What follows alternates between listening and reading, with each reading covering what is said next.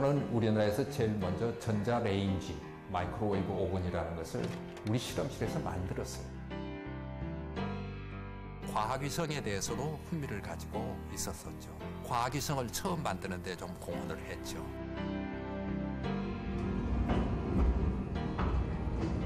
이 땅굴에 유일하게 관통한 시추공입니다, 저게. 그래서 마지막 확인한 시추공이죠. 그러니까 실패하다가 실패하는 것을 고치고 또 고치고 이렇게 해서 결국은 만드는 거죠. 그게 공학자죠. 공학자라는 게 뭐냐? 그 사회에서 필요로 하는 그 문제에 대해서 해결 방안을 제시할 수 있는, 그리고 그렇게 하는 사람. 카이스트 창립 교수의 한 사람이었던 저로서는 한국에서 필요한 현실적인 학생을 길러내겠다 하는 게 저희 꿈이었는데, 그때 그 우리 꿈이 실현된다고 생각을 했을 때 굉장히 기쁜 마음으로 포기할 이유는 없거든요. 또 다른 방법이 있으니까. 하나의 답만 있는 게 절대 아니거든요. 또 다른 해답이 있어요. 실패 두려워할 이유가 없어요. 당연하니까.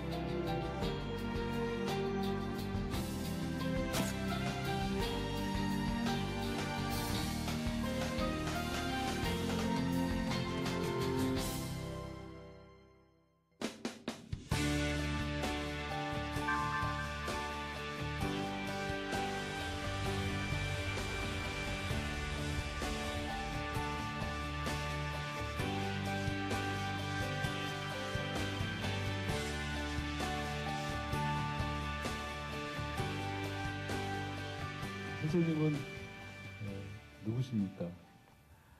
예, 저는 나정웅이고요. 지금까지 거의 반생을 한국과학기술원에서 전기 및 전자공학과 교수로 지내왔습니다. 우리 사회에 필요한 문제를 어떻게 푸느냐 하는 그런 관점에서 학생들하고 같이 노력을 해왔습니다.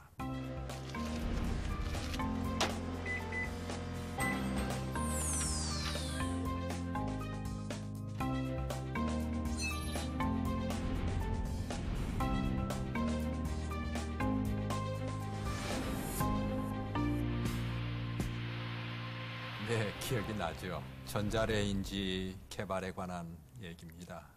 그때 우리나라가 전자산업이 이제 막 시작할 때쯤인데 국가에서 몇 가지 그 제품들 개발에 대해서 국가가 전략 상품으로 내놨었습니다. 그런데 그 중에 하나가 이제 전자레인지가 들어가 있었는데 그게 제 분야고 또 흥미가 있어서 이렇게 봐뒀던 거라서 제품을 한번 만들어야겠다. 그렇게 처음부터 계획을 해가지고 성공적으로 했던 개발이었습니다.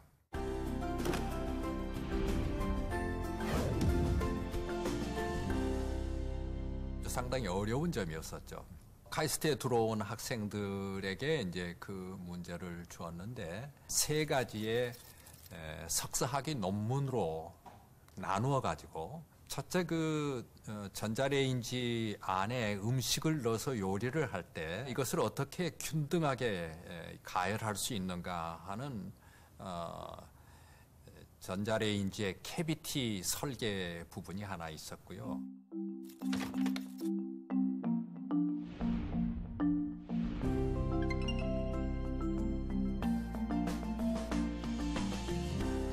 또 하나는 전자파가 새 나오면 우리 몸에 해롭기 때문에 어느 세력 이하로 새 나오지 못하게 막는 문의 설계가 두 번째 부분이었고요.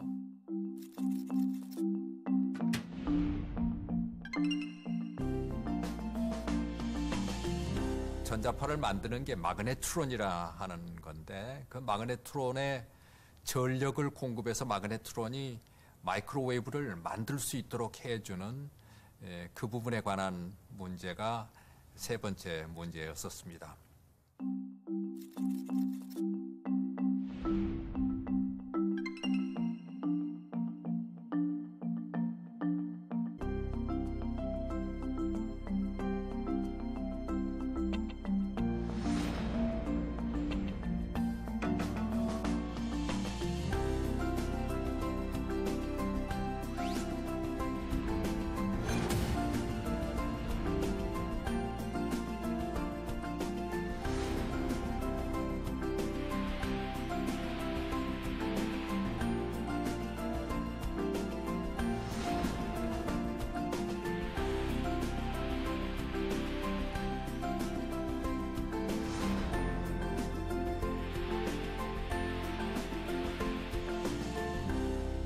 그 당시에 많이 이제 개발에 참여하셨던 것 같아요. 그 당연하죠. 뭐 흥미있게 그런 것들을 찾아야죠. 그 당시에는 이제 젊었고 또 한국의 그 전자 산업이 이제 자꾸 커가는 때고 그러니까 기회가 비교적 많았고 그 당시에 우리 산업은 사실상 카피도 제대로 못하던 시대였었죠. 그러니까 큰 기업에서 거의 기술 개발이라는 건 그때 생각을 하지 않았고 될 수 있으면은 조립해서 이렇게 파는 그런 산업적인 측면이 있었었죠. 지금하고는 굉장히 다른 수준이죠. 네.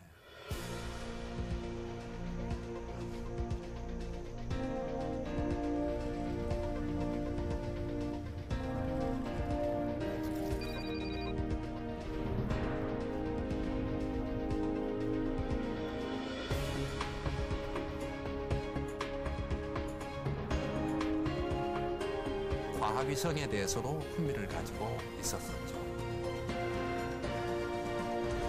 과학위성이라 하는 것이 비교적 쉽게 학교에서 만들 수 있고 이걸 사용을 하면은 기술 발전이라든지 이런 데 도움이 될 수 있겠다. 인공위성 센터의 부소장을 하면서 같이 도와가지고 그쪽 프로젝트를 이렇게 발전시켜서 과학위성을 처음 만드는 데 좀 공헌을 했죠. 그 다음에 이제 인공위성 센터에서 과학위성을 띄워가지고 실제로 그게 동작한다. 이 기술이 별거 아니다. 우리가 할 수 있는 거다.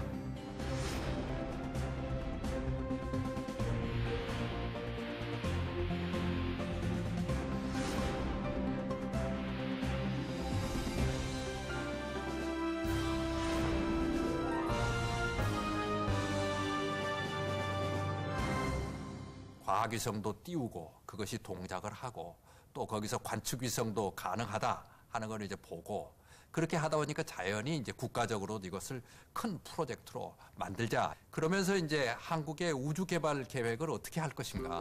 우리나라의 우주 개발이라 하는 그 하나의 동기를 크게 부여한 데는 공헌을 했겠죠.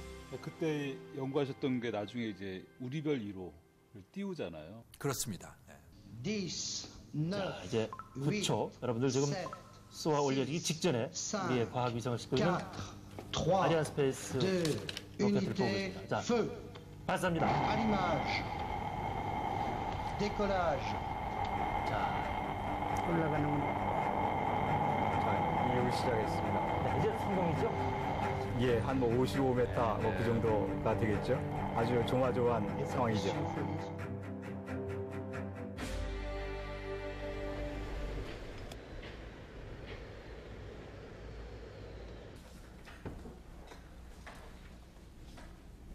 저는 우리나라에서 제일 먼저 전자레인지, 마이크로웨이브 오븐이라는 것을 우리 실험실에서 만들었어요. 근데 만들었는데 어떻게 만들었느냐? 학생들의 석사학위 논문으로 이거를 서너 개 쪼개가지고 석사학위 논문으로 줘서 한쪽으로는 학생들이 연구를 하게 하고. 어디 좀 재미있어요, 여러분들? 전자공학 얘기 좀 할까요? 전자공학이라는 말이 생긴 것은 옛날에 진공관에 흐르는 전자의 흐름을 마음대로 바꾼다. 그래서 전자를 마음대로 조작한다. 그래서 전자공학이 생겼는데 레이더라는 그 개발이 끝난 다음에 거기에서 영향을 받아가지고 그 레이더 화면 하는 그 기술을 가지고 텔레비전이 만들어지죠. 그 다음에 잡음과 싸우는 이런 통신 기술을 새로 개발을 하죠. 그렇다면 선생님, 전자공학이란 도대체 어떤 학문인가요? 그 전자공학 그러면은 우리가 이게 너무 넓어서 사실 그걸 전부 포용해서 설명하기가 그렇게 쉽지 않은 것 같습니다. 그래서 이게 참 설명하기가 굉장히 힘들어서 내가 우리 집 사람한테 물어봤어요. 당신은 남편이 전자공학자인데 전자공학이라는 게 뭐라고 생각하오? 그럼 우리 집 사람 대답이 재밌어요. 아, 전자공학. 그것은 에디슨부터 알파고까지다. 선생님 생각해 보세요. 요즘 전자공학이 안 들어가 있는 분야가 없거든요. 공학자란 과연 그런 어떤 일을 하는 사람인가 갑자기 궁금해졌습니다. 엔지니어, 공학자라는 게 뭐냐? 그 요구하는 문제를 이해를 하고 좋은 방향으로 문제 해결하는 방법을 제시를 하고 실질적으로 그렇게 만들어야 하지 않겠어요? 어떤 문제는 크고 어떤 문제는 적을 수는 있지만은 그 사회에서 필요로 하는 그 문제에 대해서 해결 방안을 제시할 수 있는 그리고 그렇게 하는 사람, 그걸 우리가 공학자라고 하죠. 그러니까 문제를 푼다 하는 게 여러분들 가만히 생각해 보세요. 어떻게 푸느냐? 세상에 풀리지 않는 문제를 하나 설정을 해서 30년이라는 세월을 그 문제 하나에 보낸 거예요. 그 얘기가 무슨 얘기냐 하면은 30년 동안 한 번도 다 끝까지 성공했다는 얘기가 아니고 전부 실패했다는 얘기예요. 예, 다. 여기서 잘못됐고 여기서 잘못됐고 그거 고치고 그거 고치고.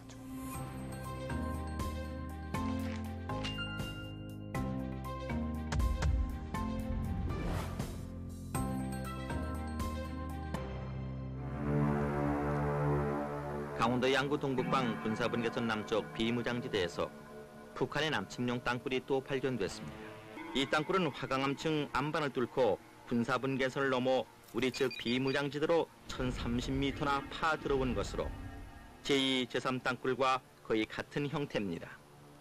탐사팀은 각종 첨단 장비를 투입 탐사 작업을 벌인 끝에 지하 145m 깊이에 적의 땅굴이 있음을 확인했다. 이번 제4 땅굴의 발견은 과학적인 탐사에 의해 이루어진 큰 성과라고 본다.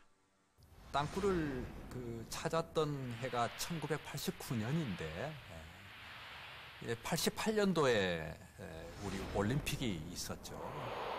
그러니까 이제 미군과 한국군에서는 도발에 대해서 어떻게 대처를 하느냐 하는 일들에 대해서 신경을 썼는데 특히 그 중에 하나의 문제가 이제 땅굴을 찾는 그런 문제로 귀결이 됐습니다. 1, 2 땅굴은 뭐 안개가 이렇게 모락모락 나서 찾았고 2 땅굴은 소리 나는 걸 이제 찾았고 제3 땅굴은 물이 이렇게 시추공으로 폭발돼서 올라오는 것을 보고 이제 의심이 돼서 이제 찾은 건데 그런데 이제 제4 땅굴만은 이제 우리가 개발한 말하자면 과학적인 장비로 찾은 첫 번째 땅굴이라는 점에서 차이가 있겠습니다.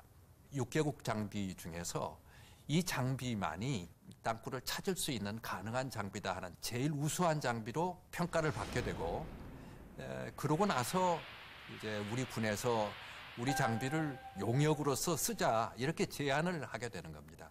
그 상황이 그렇게 쉬운 상황은 아니었었어요. 그래서 선택을 해서 우리가 장비를 쓰게 된 거고 그런 의미에서 이제 최고의 기술이다 하는 그런 평가가 이제 있었었죠.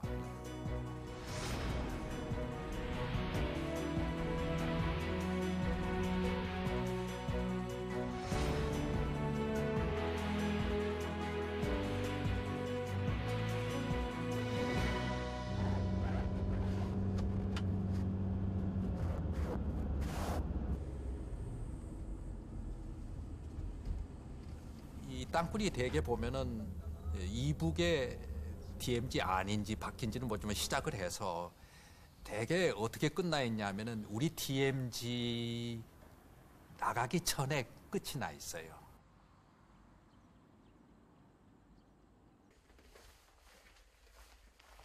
그럼 DMZ 안에 끝나 있기 때문에 DMZ 안에서 더 안으로 들어가서 작업을 해야 하거든요. 그런데 그러면 바로 북한의 OP가 바로 눈앞에, 바로 이 앞에 있어요. 이 위에. 그 위에는 OP거든요. 그 밑에서 작업을 해요. 그래, 그 심리적인 위압감이 얼마나 큽니까?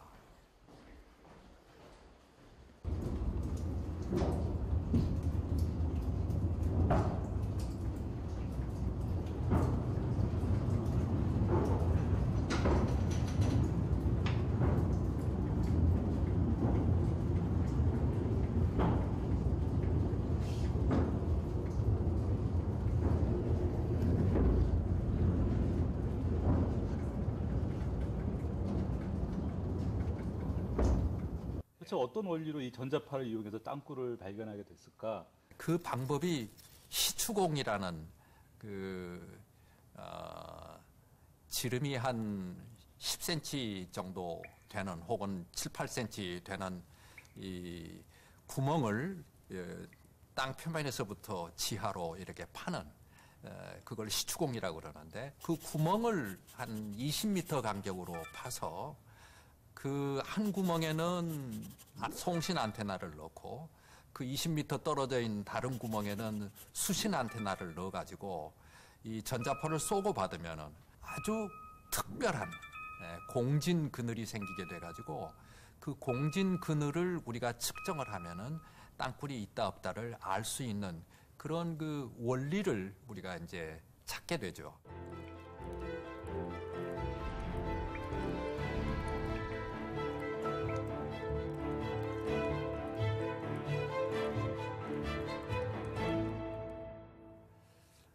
생각해 보면은 엄청난 일이었죠. 과학기술자로서 상당히 운이 좋았다고 할 수밖에 없죠. 기술적인 것은 분명히 거기 있지만은 그 결과는 굉장히 운이라고 이렇게 할 수밖에 없겠죠.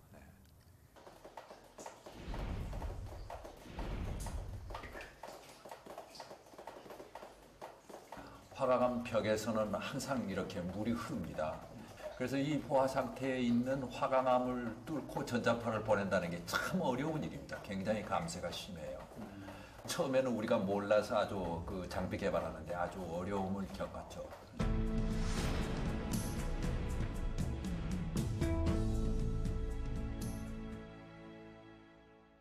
또 다른 문제가 있었습니다. 그러니까 이제 안테나에 물이 새 들어가는 문제. 왜냐하면 이게 깊이가 100m 정도가 되면 10기압이 되기 때문에 물이 압력이 굉장히 강합니다. 그러니까 금방 이게 새 들어가죠. 그러니까 실제 실험실에서 측정한 것하고 굉장히 다르죠.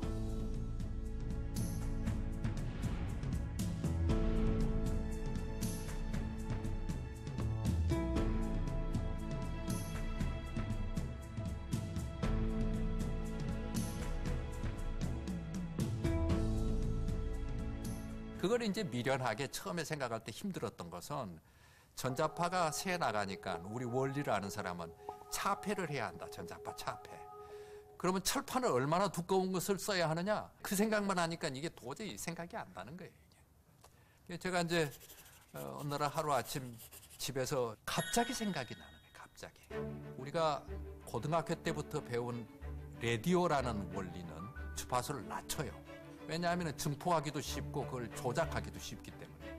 그 생각이 번쩍 나는 거예요. 아, 그 주파수를 바꾸면 되지 않아?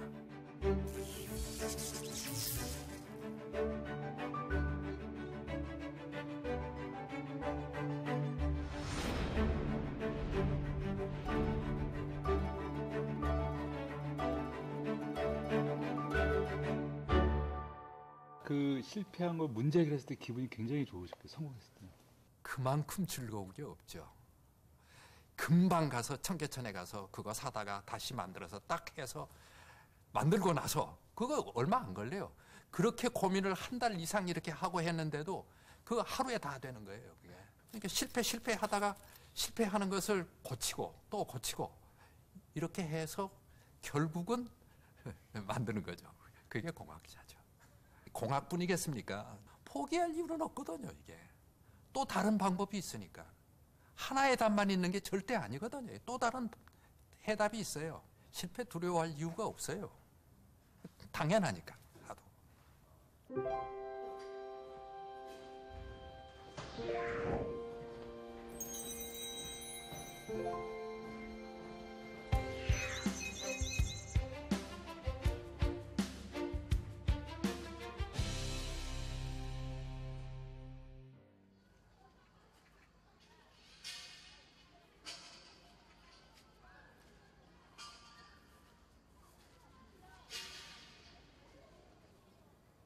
(1989년 12월에) 휴전선 안에 있는 제4 땅굴을 실제로 찾은 장비입니다. 10cm도 안 되는 그런 구멍을 500m 깊이까지 파요. 그래서 그 구멍에다가 이 안테나를 집어넣습니다. 이렇게. 이게 안테나입니까? 예, 이게 안테나입니다. 로 보니까 네. 느낌이 좀 다르네요. 네.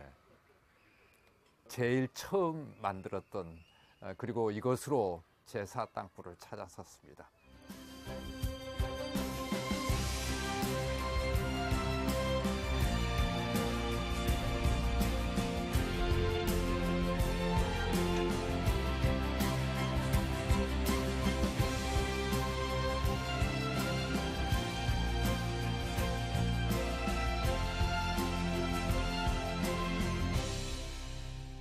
그런 생각을 들어요. 공학자의 하나의 호기심, 이걸로 해서 어떻게 보면 좀 더 자세히 한 번 더 보자 하는 그런 느낌으로 이 분야를 시작을 했는데 저한테는 오히려 그 땅굴을 찾았다는 그 것보다는 그 뒤에 한 10년 동안에 새로운 기술을 개발했다 하는 그 점에서 훨씬 더 이 자부심을 느끼게 되고 정말 만족스러움을 느끼게 되는 그런 계기가 됐습니다.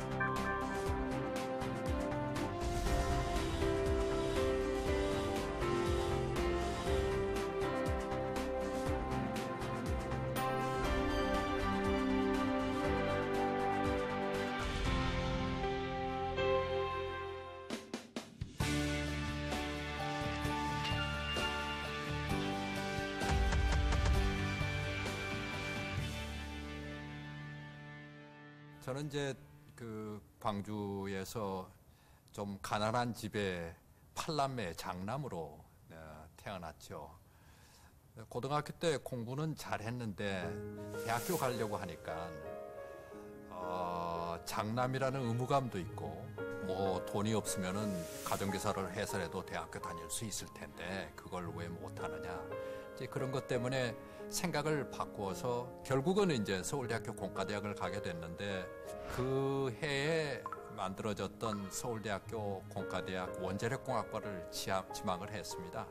그때 그 고등학교 선생님이 지원서를 넣어주시는 선생님이 2차에 원자하고 전자하고 가깝다고 생각을 해서 전자공학과를 2차로 써주셨어요. 그래서 지금 제가 전문적으로 일하는 전자공학과가 제 전문 분야가 된 거죠.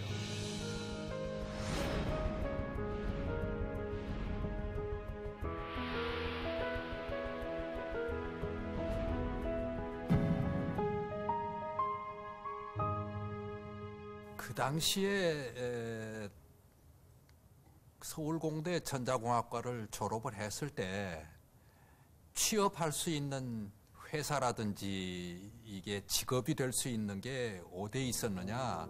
어떤 친구는 이제 그 석탄 공사를 간다든지 또 은행을 간다든지 그리고 우리 전공 분야에 갈 수 있는 게 트랜지스터 라디오 5구짜리 생산하는 회사가 있었습니다. 그래서 그런 정도가 아니었을까? 지금 생각하면은 이건 도저히 상상이 안 가는 거죠. 직장을 얻는다 하는 게 어려웠습니다, 그때.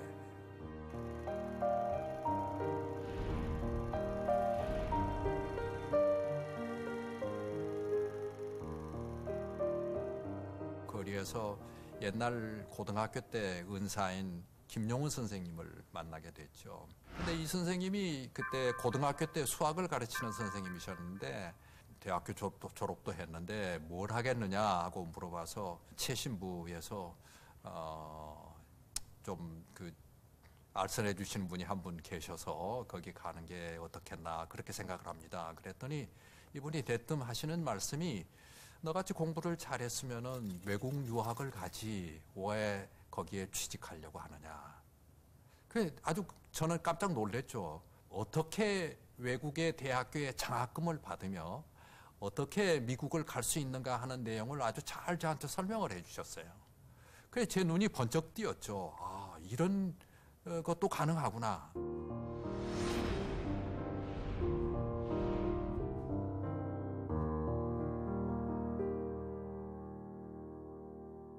미국 갈 때 어려움이 좀 있었죠. 그때 이제 우리 사정으로는 상당히 가난했기 때문에 그 당시에 비행기가 미국을 가는 비행기가 상당히 비행기 값이 비쌌던가 봐요. 그래서 제가 뭐 어떻게 고민하다가 제 것으로는 해결이 안 되니까 이제 부모님한테 상의를 드렸죠. 그랬더니 아버님이 대뜸 내가 내겠다. 집을 팔았는데 비행기 값이 그 집값의 아마 3분의 2가 되는 값이었어요. 제가 부모가 돼서 심적으로 한번 생각을 해봤죠. 내가 가진 모든 재산을, 거의 모든 재산을 아들놈이가 공부를 한다고 그럴 때 반 이상, 3분의 2까지 내놓겠는가. 저로서는 상당히 힘든 일이라고 생각을 했어요. 정말 부모님께 감사를 드리죠. 그게 해결이 안 됐으면 저 뭐 미국 못 가는 거죠.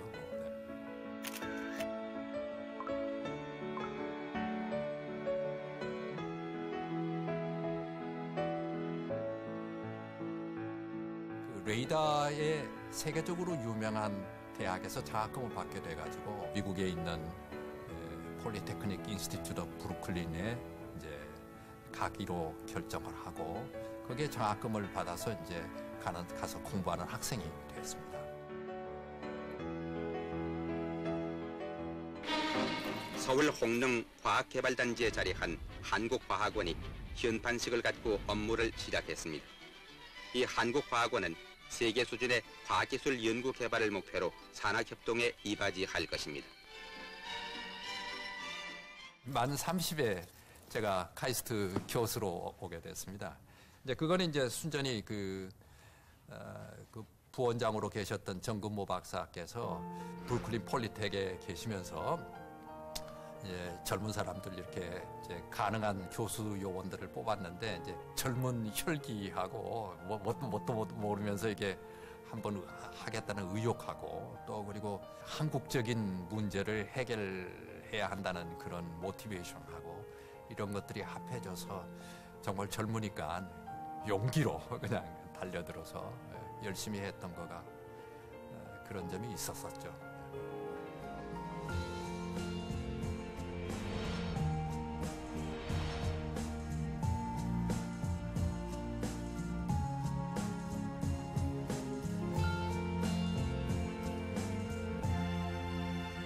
나이가 들면서 그 인생에 대해서 느끼는 거가 이게 누가 꼭 프로그래밍을 해가지고 내가 그 프로그래밍대로 그 움직이는 거 아닌가 하는 생각을 가끔가다 해요. 김용훈 선생님을 만났다 하는 것도 이건 굉장한 우연이거든요. 그 광주 시내 거리에서 갑자기 이렇게 만났는데 외국 유학에 대한 얘기가 나오고 PhD를 하고 과학원이 그때 있는 것도 아니었고 생기지도 않았었고 그때 이제 이 정근모 박사는 저 다니던 브루클린 폴리텍에서 리크루트를 하고 그렇게 해서 제가 이제 과학원에 오기로 마음을 결심을 하고 그러니까 전체적으로 봐서 이게 도저히 내가 생각할 때는 우연치고는 그런 우연이 없는 거죠. 이건. 모르겠습니다. 이게 인생이 아닌가 그렇게 생각합니다.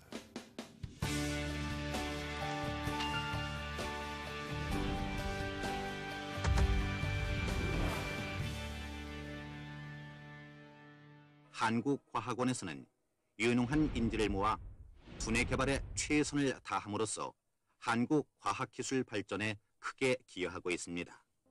이 가운데 대덕 전문연구단지는 840만 평 대지 위에 10개 연구기관을 두어 한국 두뇌 집단의 총본산으로서의 역할을 하게 됩니다.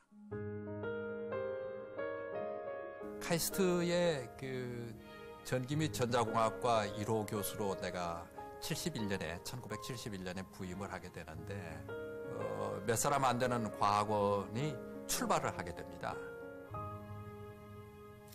그런데 이제 기획을 세우고 뭐 학칙을 만들고 뭐 여러 가지 규정도 만들면서 이제 학생 모집 준비를 해야 하는데 제일 큰 문제가 일회생을 몇 사람이나 받아야 하느냐.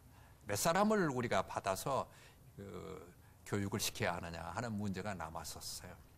일회생이 들어와서 교육을 받고 석사 과정을 잘 마치고 나면은 쓰실 수 있는 기관이 얼마나 되겠느냐 하는 설문조사를 보냈습니다. 몇 명이나 될 것 같아요. 다른 과도 마찬가지였지만은 저희 과의 대답이 쓰겠다고 온 대답이 전국에 걸쳐서 가능한 연구소, 대학, 산업체 다 해가지고 12명이었습니다. 12명이. 12명. 12명이라는 거 가지고는 클래스가 안 되는 거예요.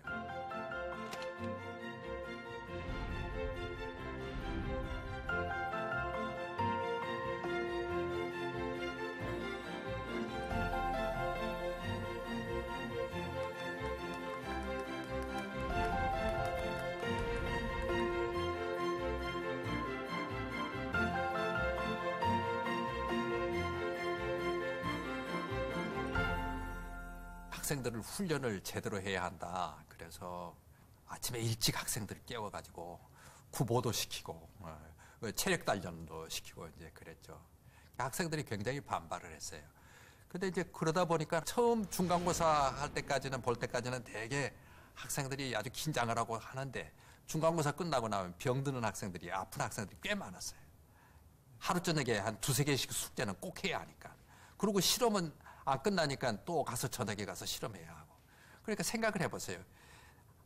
과목 5-6개, 6개까지도 아닐게요. 5개 정도 듣는데 이게 24시간 기숙사 생활에서 해야 하니까 죽어나는 거죠.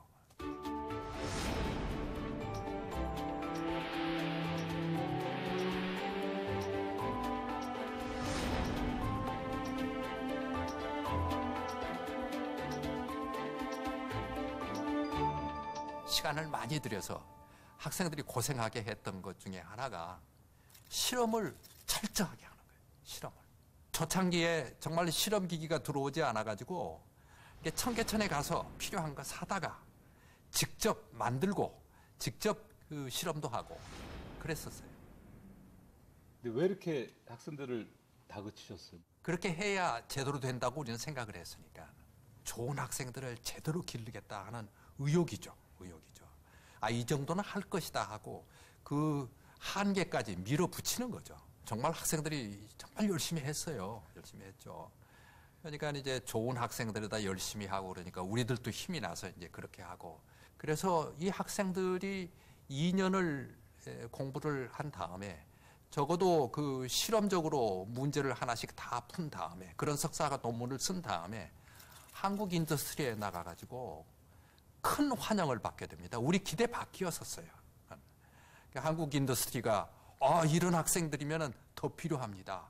더 필요합니다. 그래가지고 정원이 폭발적으로 늘게 됩니다.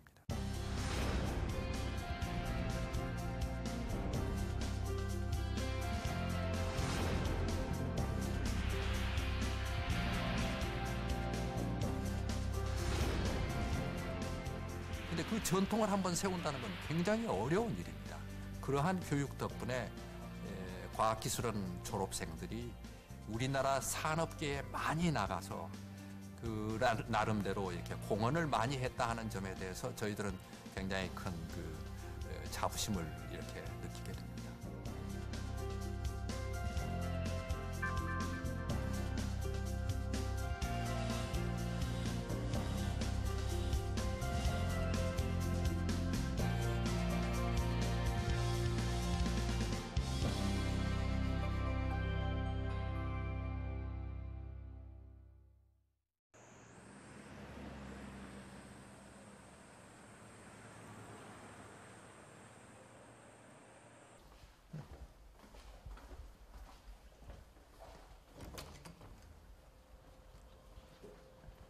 밖에서 어서 오십시오. 반갑습니다. 아이고 고맙습니다.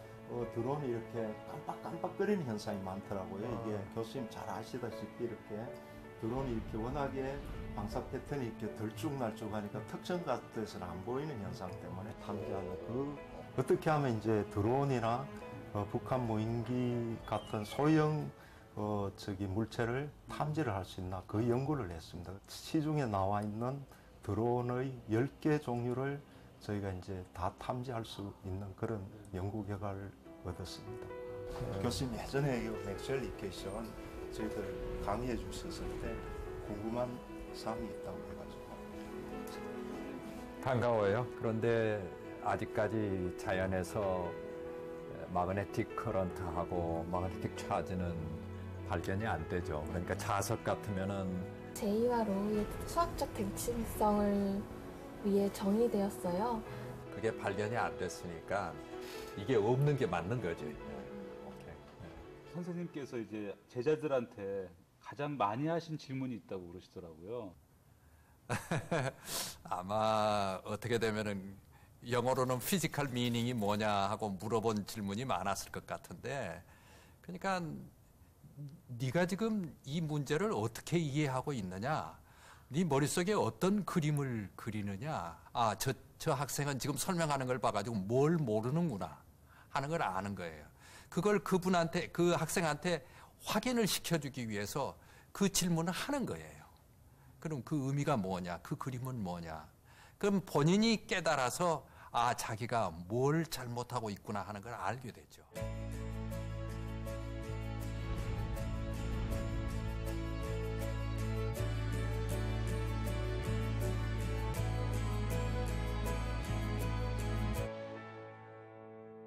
제자들 당황 많이 하고 힘들어 했어요.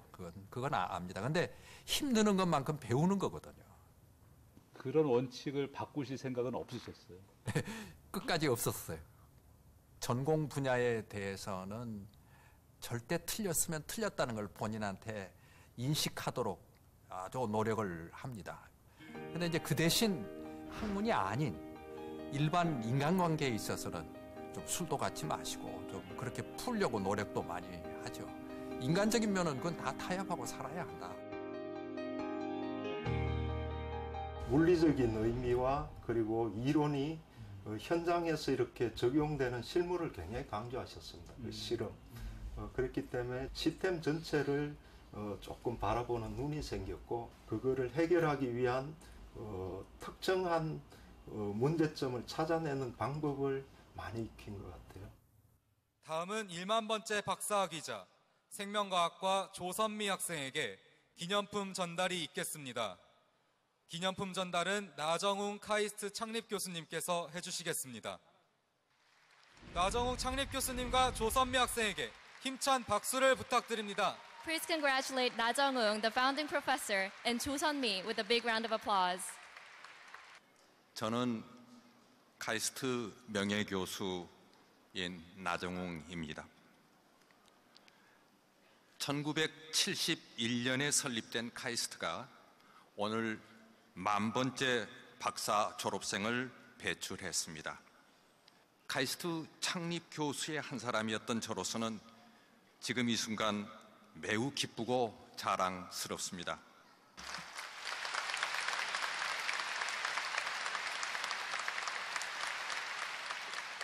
정말 격세지감이 드는 거죠. 그 초창기 때, 초기 학생을 모집할 때를 생각을 해보면은 그 당시에는 정말 꿈이었었죠. 그리고 그 한국에서 필요한 현실적인 학생을 길러내겠다 하는 게 저희 꿈이었는데, 그때 그 우리 꿈이 그 실현된다고 생각을 했을 때 그 굉장히 기쁜 마음으로 그 축사를 하게 됐죠, 제가.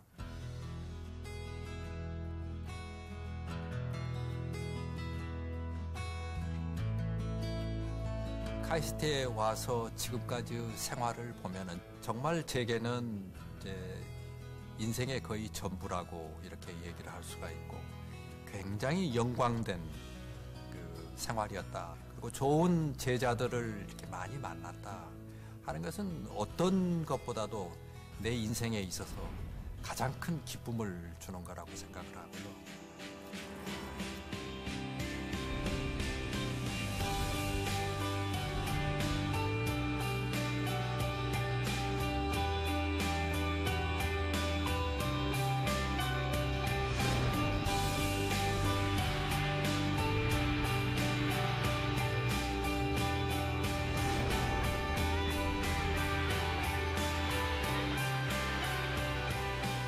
이게 그 산업이 상당히 뒤처져 있는 입장에서 그 곽이번 교수로서 아주 그 좋은 일이다. 추진 단장으로 또 그 만들어서 제가 거기에 이제 관여를 하게 됐죠. 그건 굉장히 사랑스러운 프로젝트였었죠.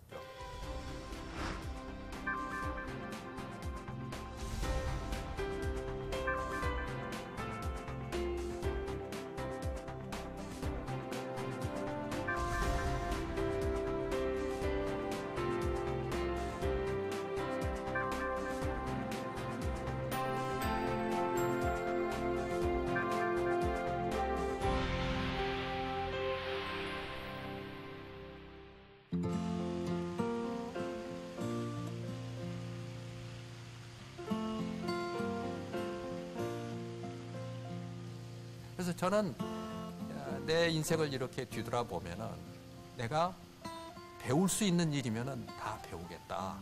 그런 생각으로 그 인생을 살아오지 않았나 그렇게 생각을 하는데 배운다는 게 학생으로만 배우는 건 아니거든요.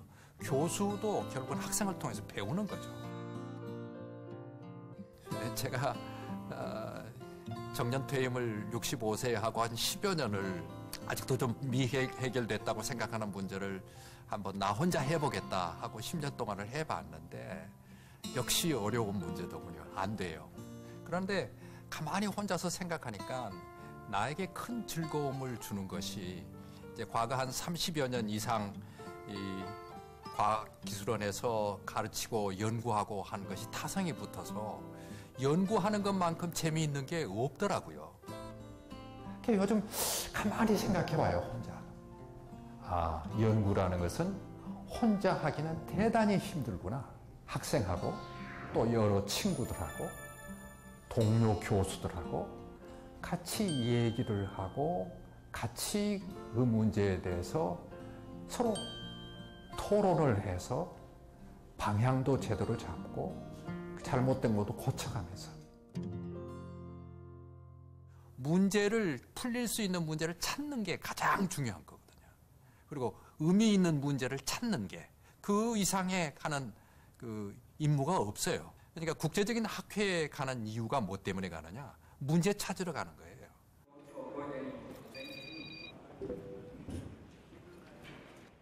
Next up, Jong Na, past president of Korean National Committee of ORCID, will give us a congratulatory speech. Please welcome him with a big hand.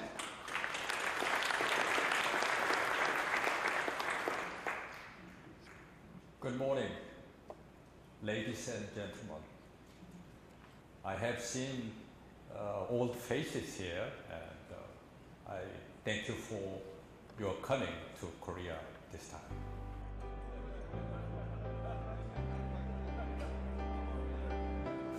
재미있는 거죠. 논문도 그런 논문들 읽고 서로 얘기하고 즐거움이거든요. 그 새로운 걸 하나 찾는다는 게 굉장히 큰 즐거움이거든요.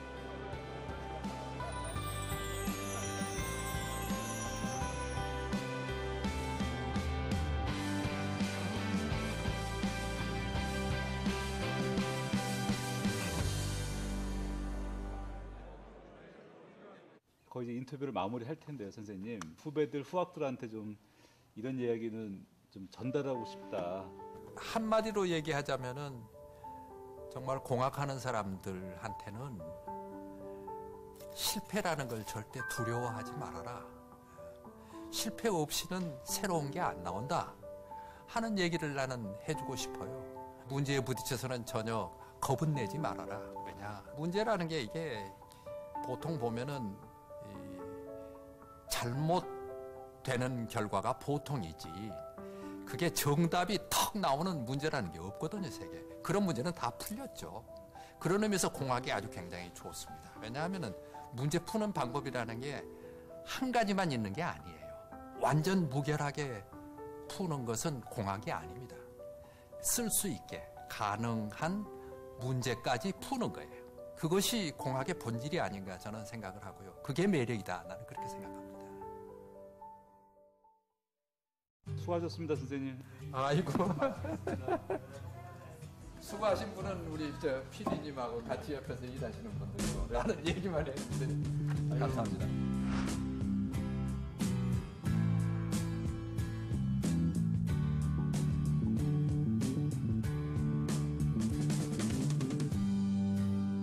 The changing of sunlight to moonlight, reflections of my life. Oh, how they fill